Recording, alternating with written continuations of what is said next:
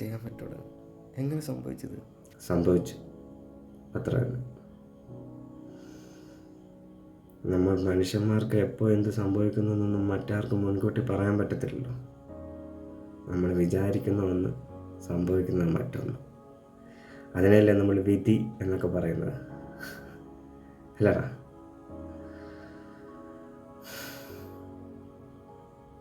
നിനക്കറിയാലോ, എല്ലാ സൗഭാഗ്യങ്ങളോടു കൂടി ജീവിച്ചിരുന്ന ഒരാളാണ് ഞാൻ. എൻ്റെ ജീവിതത്തിലേക്ക് ഒരൊറ്റ നിമിഷം സമ്മാനിച്ചതാണ് ഈ ചതി.